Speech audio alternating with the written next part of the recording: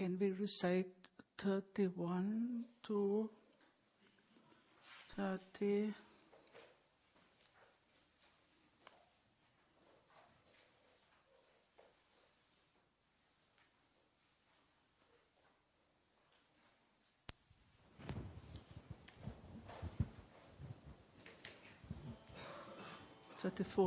First 31 to 34.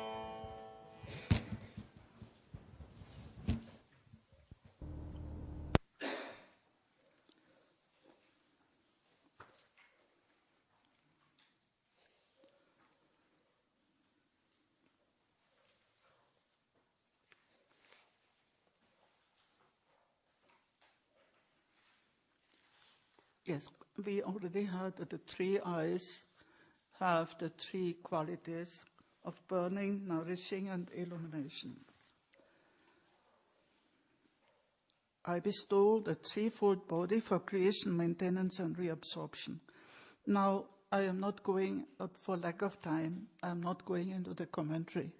Some verses require a commentary, but we just don't have the time. So I refer you when the book will be published, you can read it. The commentary will be there. 32. All this is filled with that vital power and is overflowing with my radiance, which is of the nature of will, cognition, and activity, the eye of the ultimate nectar of immortality.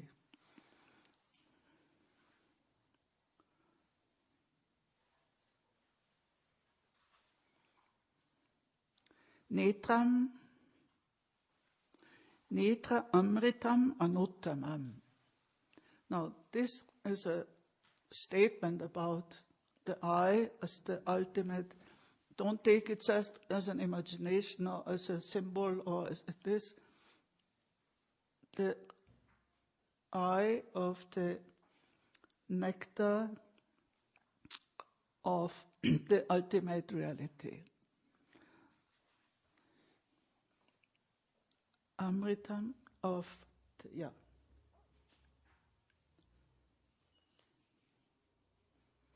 Netra amritam anuttamam. The supreme, the absolute, which is the nectar, the immortal nectar of the eye. And eye with capital E means always third eye.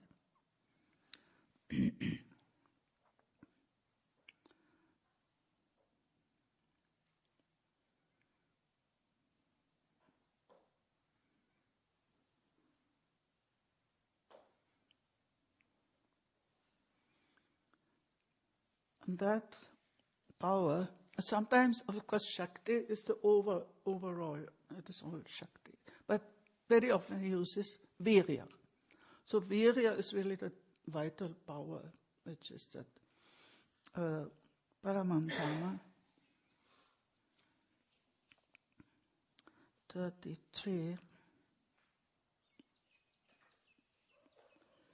That vital power is a supreme luminous abode, which is of the form of supreme nectar, that which is supreme bliss and which is the supreme state. Here gets intoxicated with para, everything is supreme.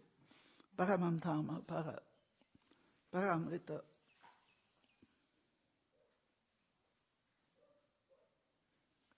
And that is my supreme state. You know that in Shaivism, as in Buddhism, you aspire to Buddhatva, to the state of Buddha, not to Buddha as a person. So in Shaivism, you aspire to Shivatva, Shivata, the state of Shiva.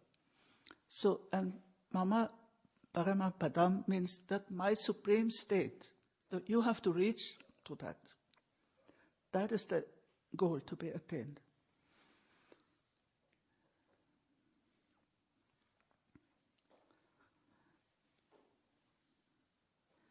That vital power, the supreme luminous abode, the form of supreme nectar, which is supreme bliss, which is a supreme state. That is the undivided knowledge which is pure, and this is the supreme I.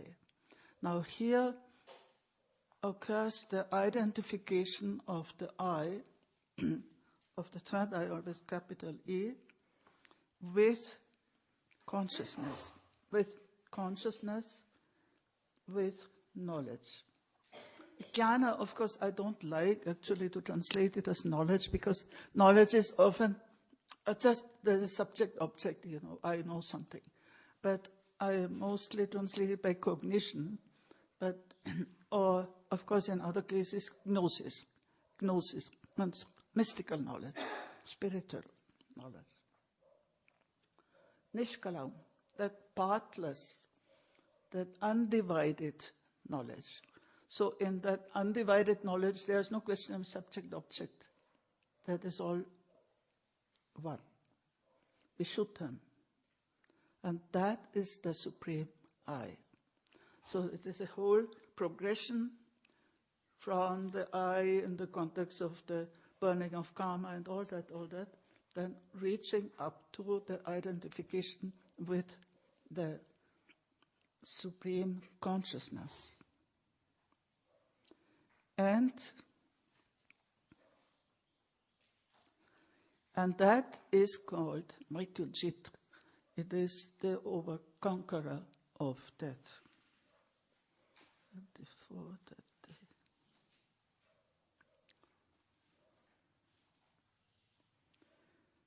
That is why it is called Mṛtyujit, conqueror of death, which gives liberation to all and bestows supreme perfection.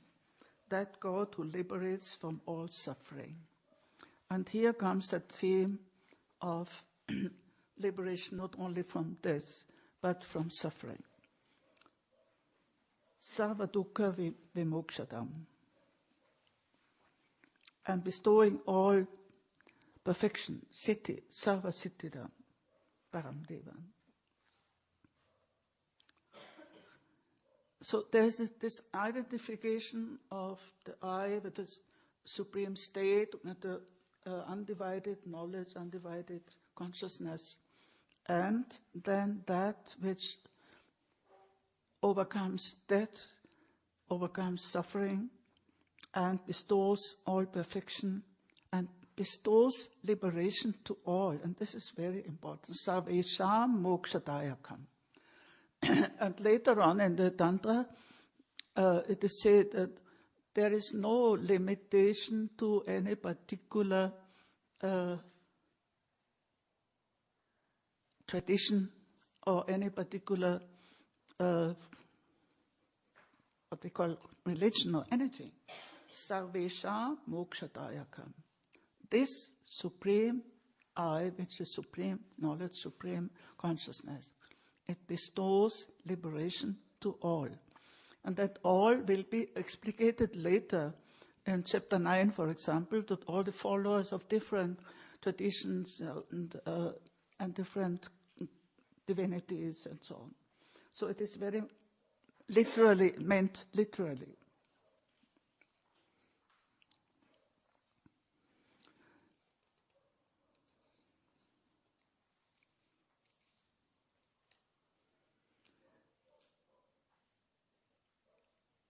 And overcoming of death is not just overcoming of death, but what all suffering is there, sickness, poverty, misery, depression. All this are mentioned by the goddess and then by Shiva also.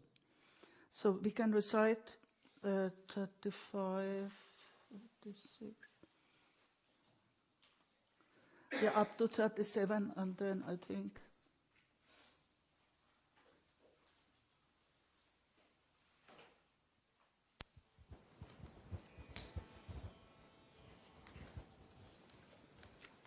uh, 35 to 37, first of all.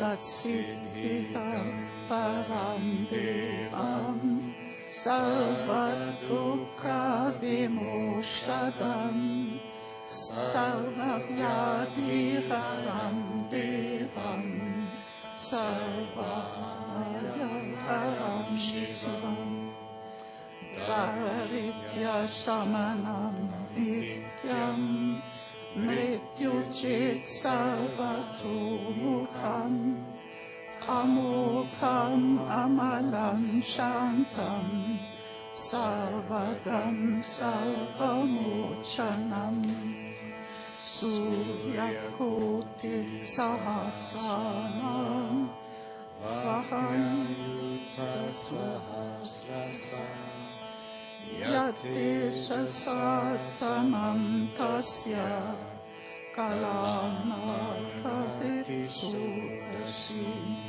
A very powerful statement about this I, which overcomes all suffering. And as we have heard before, of course, not just in an abstract way, but if you realize it by the practice of yoga yuktya, and not just you believe it, but you have to realize it, yoga yuktya. So 34, yeah.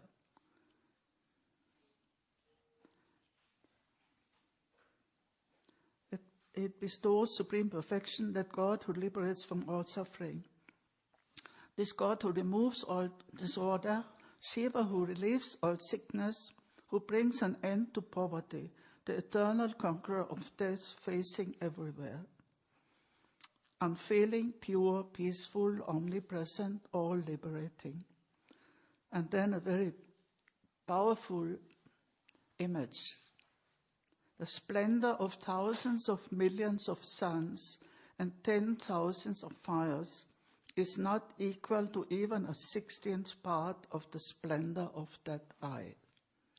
It's tremendous, it's illuminating. It is the most illuminating power, more than thousands, millions of suns.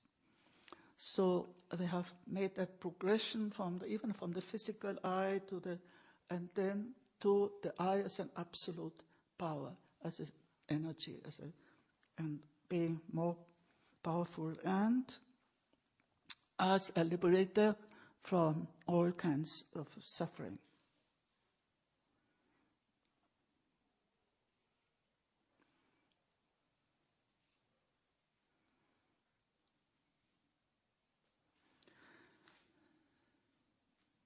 I think we are coming to the end. So we have almost done the whole chapter. It's good. And then we can start with Yoga chapter 7. Let us recite 38 to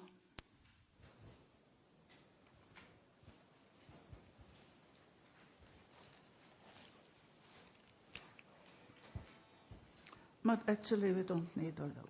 38, 39, only 38, 39.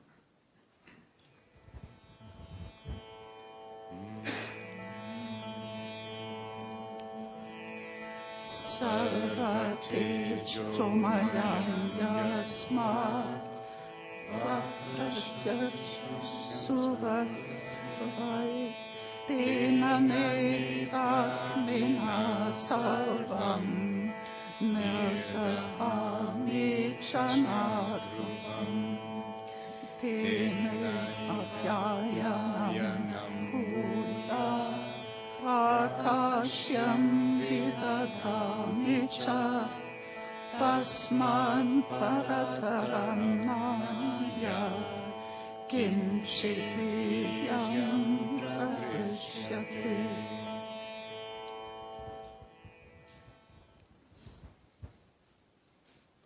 Therefore, being full of radiance, it cannot be overcome by gods or demons. Certainly, by the fire of that eye, I burn everything in a moment. And again, by that eye, I bestow nourishment and enlightenment. Therefore, nothing higher than this power can be shown. So we have reached the state where the eye, the third eye, is identified with consciousness, with Shakti, with the energy, and with the supreme state of supreme divine state. And again, these three powers, then it's not very clear whether the one eye has all the three powers, or they are divided among the three eyes. It is left open. But here he mainly speaks about the one eye, which has the power to burn, to enlighten, and to nourish or to enliven.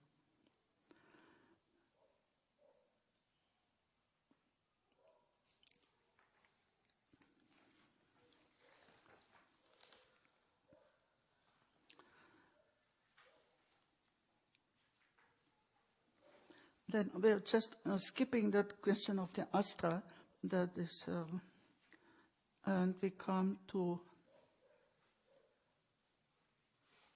44.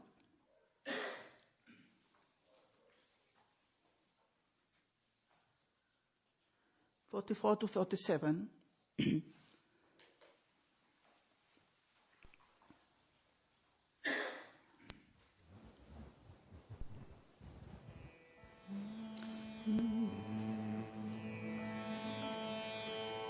Yoga Shaktya tu yogeshe tena vyaptam idam jagat pitanam saparaksha tastranam apayam param shashto ishchaditanam tu Mokshadam paramantavam imvati vistarotena parnado yena sundari yatyati vrataram vautram Mṛtyujitam eva Prasadam varadam shriya akashyam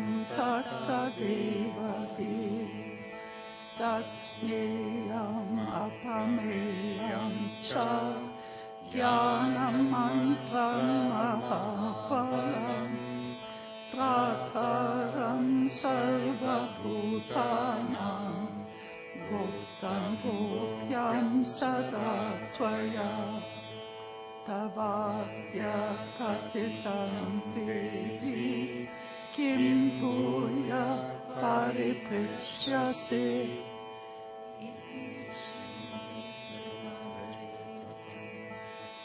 Samapta.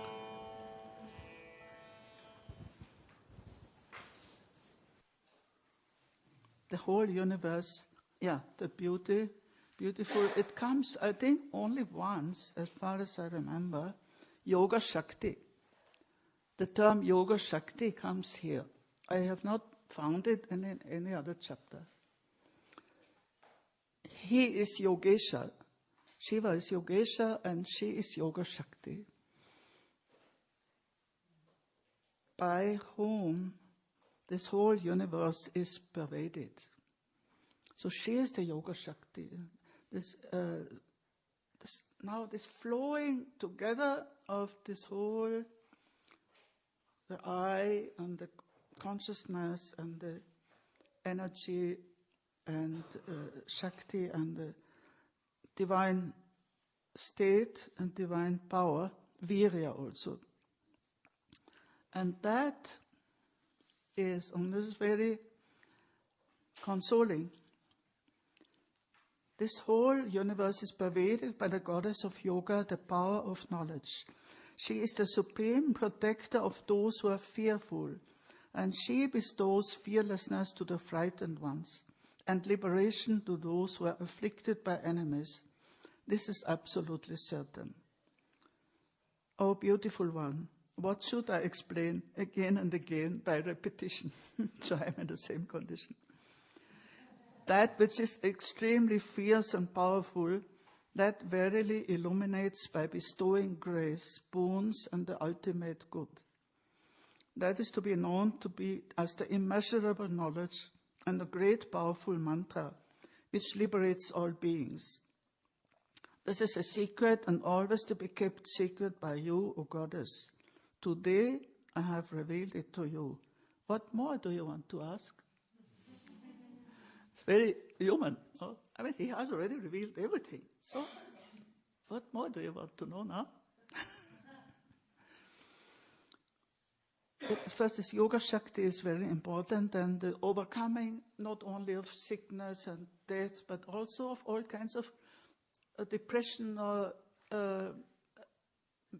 mental agony and suffering and all kinds of negative fear.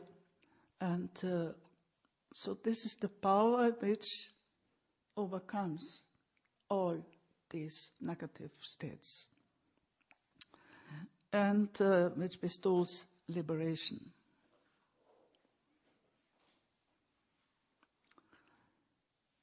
Now, the question of what is the meaning of this overcoming of death, I will reserve it for tomorrow, I think.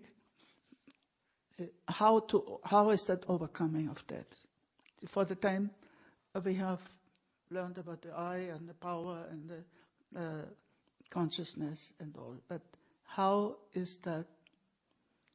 How does it happen? Overcoming of death. And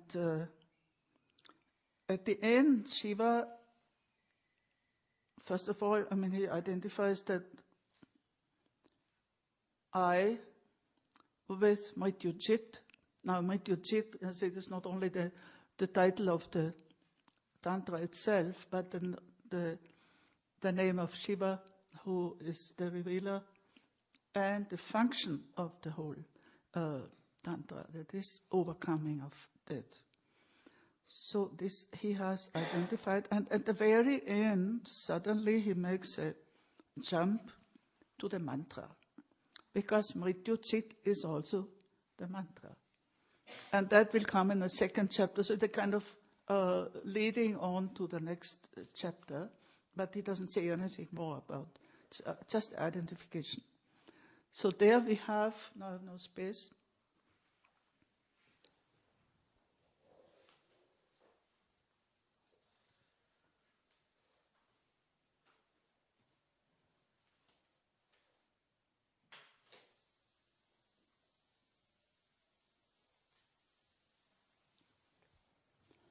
Mṛtyujit is the God himself, is the I, with all the implications which we have now heard, and is the mantra. So this is an identification which already leads us to one of the aspects of the practice, of course, which is mantra. revelation of the mantra and its practice. So Mṛtyujit means all this. Now, the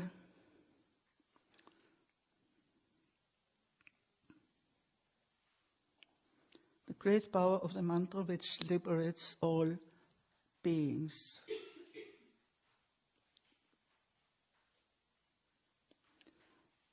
Now, what means the secrecy? Of course, there's a lot of discussion on the secrecy of the tantras, and it is often misunderstood. But secrecy, first of all, the whole is called Rahasya. Devi had asked Shiva in the beginning only for that Rahasya, that secret, that mystery. And so the Rahasya, by definition, has to be kept secret.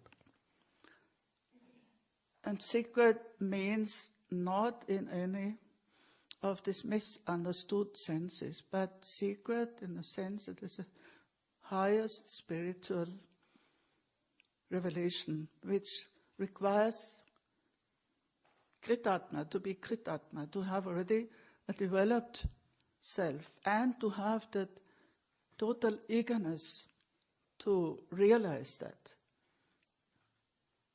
reality. And so it's sacred not in any that because there are certain things which are not to be told or something. Not at all. It is open to all, as it says, but to all who are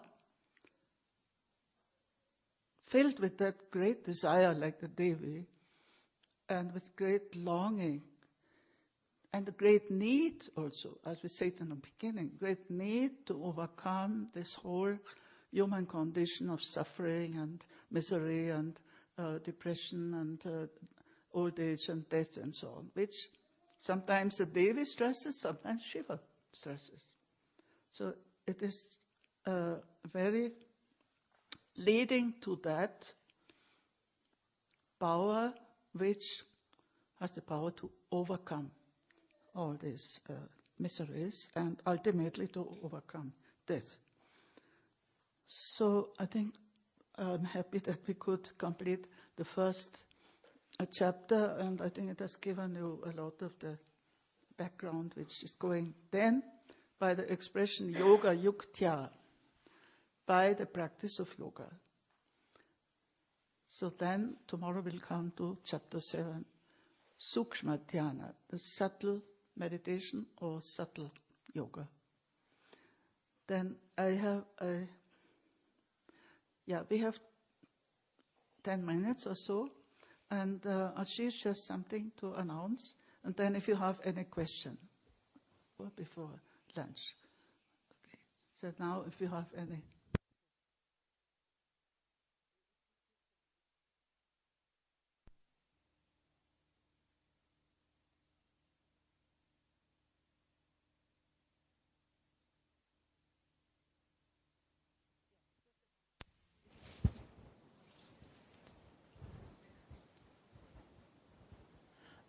My question is, in which is the first grantha which has this Icha Shakti, Gnana Shakti and Kriya Shakti? I see a lot of this phrase repeating in Kashmiri text.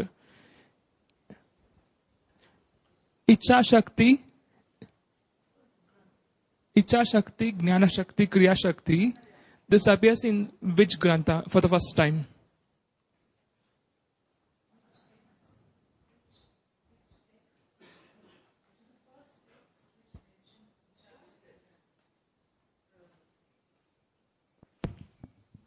But this is one of the first, because the tantras are, see, Netra Tantra is earlier than Netra Tantra. And of course, Abhinavagupta has commented on it in the Tantra Loka. So these tantras are before any other commentaries of Abhinavagupta. Before Malini Vijaya, all the Shaiva agamas mentioned. Now, which one is earlier historically, that is to be discussed, but it is there and all, definitely. Yes. Take the mic. Otherwise I can't hear.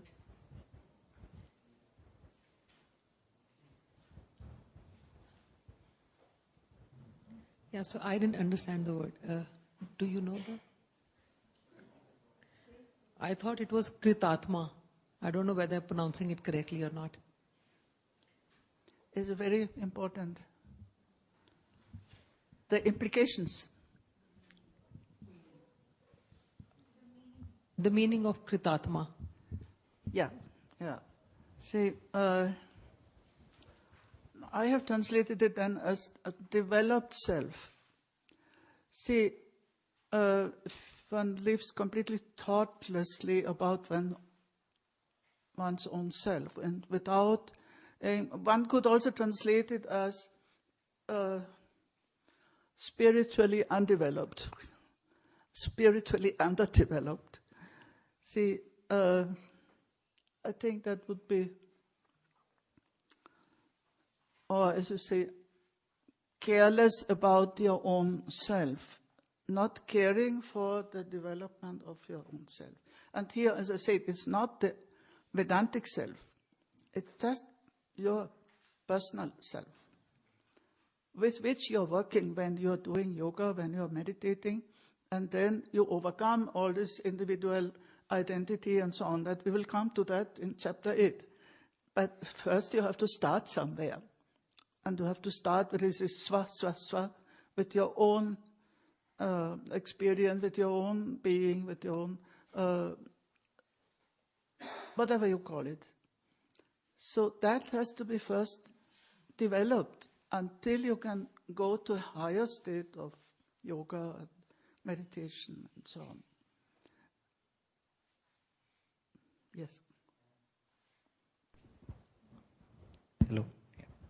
I don't know whether I should ask this question now. Might be you're teaching later. I mean, it will reveal on it. But I'm just excited to ask it. That's why. Can you hear me? I mean, yeah. Okay. So it's regarding the Icha, Jnana and Kriya. In the table you have given, so it is the three qualities of eyes. So the left eye is the Ida, that is the moon. And the right eye is the Pingala, that is the sun. And the Icha, that is the fire. So in the text, it was referring to the eye of immortality. So I was just thinking about this, and it is said that in the text itself, it is, Kala Dahaka is mentioned. You were talking about Kama Dahaga also. So Kama Dahaga and Kala Dahaga. So there were two, from the Puranic literature, we can see that Manmada gets burned by Shiva, and also the Kala, when he tried to take the life of Markandeya, he was also killed by Shiva. So two things, Kala and Kama. So when we talk about the wheels of Maya, Kala the first wheel and Raga the Kala and Raga. So is it actually talking about by the power of yoga? So the path of Sushumna, that is the Icha path. Is that actually talking about will that can actually kill Kama and Kala, Raga and Kala? So that's what I'm just excited to know about. You know, in these cases, I am very traditional. The commentator Kshemaraja, he goes into this. So what you're saying is a little bit speculative. Yeah. It's not exactly according to the text itself leaves it open. But Kshemaraja is very much in the tradition. And I have quoted a lot of Kshemaraja in my book, but here we don't have the time. So how to connect this Kala Dahaka and Kama Dahaka, I have my own interpretation, but that is, again, not maybe identical. That it is Kama which drags us away from that central being, from that Swarupa, and at the same time it is Kala. It is Kala means in the sense of time and a sense of death. So overcoming time, overcoming death, and overcoming our desire, the desire which is dragging us away from our Svarupa. In that sense, they go together. But I really have to look what Shimaraja says about this, and I'll tell you in the afternoon. Yes. So there are two questions. One was there, and the 2, 3 here, and then. Okay. So, Professor, I wanted to know more about the dichotomizing of the she's a heap of fire, the rays of sun, and so forth, that kind of dialogue and rhetoric from the Kashmiri tradition. Because to my understanding, the way in which the Kashmiri tradition discusses this concept of non-duality is by constantly pushing that rhetoric of inseparability in the process of differentiating ideas. Like, for example, sweetness is sugar is inseparable, or the whiteness to the milk, and so forth. So there always seems to be this correlation of the quality and the subject or the object that contains that quality, that somehow we can discuss them in a dual language, in a binary language, but nonetheless we cannot ever fully separate the quality from the subject, object, or the non-duality of that contains it within. So my question for you is, do you think this is merely because of the performative language that is being discussed, because of the performative function of the language, or do you think this is more of an affirmative proposition? Like, for example, let's take water. We can say water is transparent, water is this and that. Those are affirmative ways in which we can define something. But in some Sanskrit linguistic traditions, we can define water not simply by what water is, but by what water does, right? It's like it doesn't matter whether water is transparent, whether water is this or that. But what makes water water is the capacity of water to quench my thirst, right? So I'm just wondering, do you think that this kind of linguistic interplay of being able to differentiate but not fully separate, do you think it is reliant propositionally upon a truly like metaphysical inseparation, or is it merely like this kind of play of language, right, that we discuss, of this performative function of what subjects and objects can do in relation to their qualities? Well, the tantric language that I have said a few times is very powerfully in images. And these images are not, see, the very term of symbol means, symbole means to throw together two things, which one symbolizes the other, one represents the other, and in that sense, these symbols of the sun and moon and fire, and they are, of course, also very much embedded in the Indian culture, Indian tradition, but the way they are applied in Tantra are quite very powerful. So the question is always, if you read a Tantra, you must have a capacity to understand that symbolic language. And that symbolic language is very evocative. So if it can be like the whole, we will have it at noontime, the sun will have a hymn to the sun of consciousness, Surya. It is to Surya, but the sun of consciousness. So these are so powerful, and if we want to try to reduce it to a more logical language, we lose that whole flavor. And I find this, I think that these are also not only related to the Indian tradition, but they're quite universal. The sun is a symbol universally for the divine, or for enlightenment, for whatever. So I think to have that openness to get the flavor of these symbols, that will give us more of the content of the Tantra, which is, of course, more than symbols and more than images, all that. These are all instruments for expressing something else. Yeah, now 2, 3 more. There, 2, 3 more questions. You give the mic.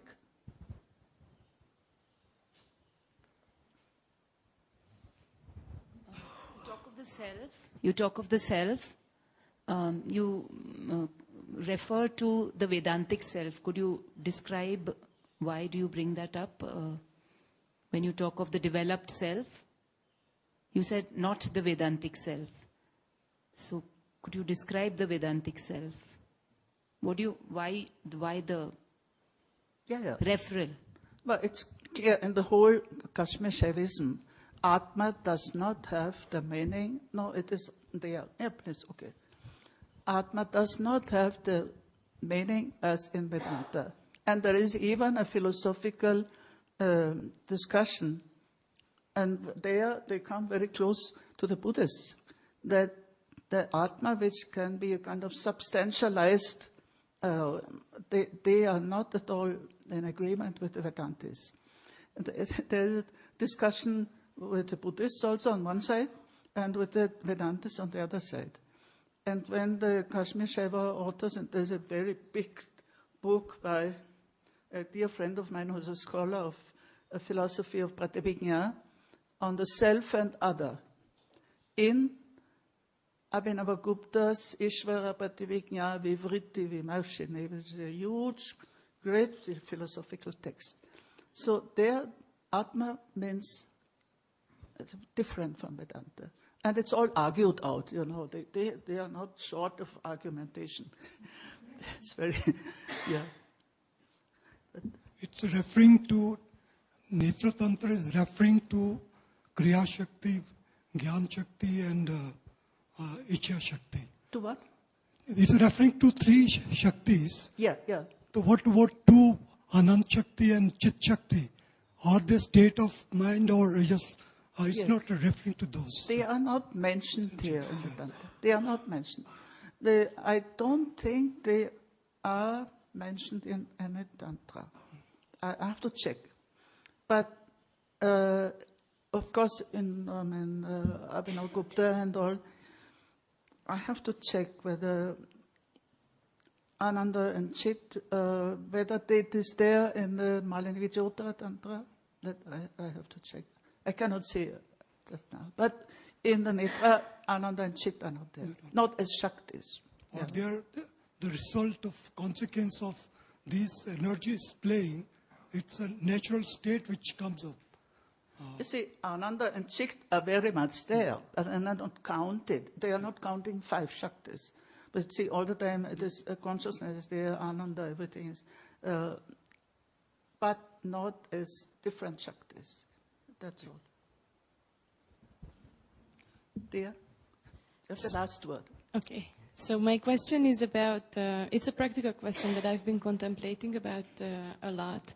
About? That it has something to do with Vismaya, that in our spiritual practice we should have this sense of wonder and joy. But on the other hand, there is this 4th act of Shiva that is veiling, that comes oftentimes with a lot of suffering, or at least that's how I experience it, that sometimes to confront all that is unveiled is a little bit difficult, or to let go of things that we are attached to is very difficult. So I feel like there is an opposition here.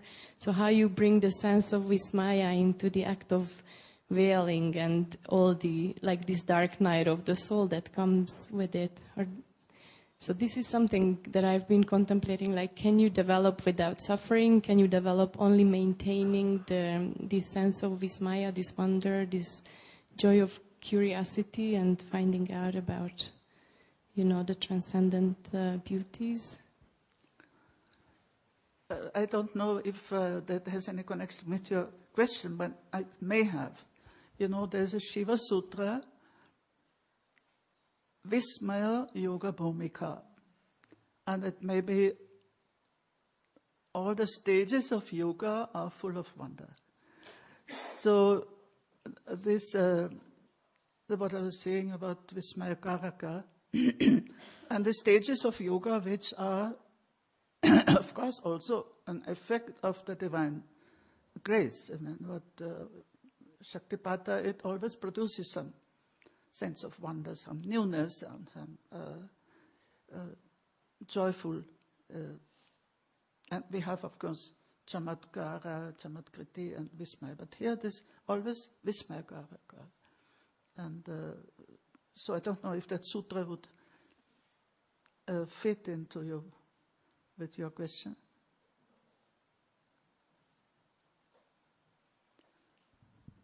I think when we conclude, we have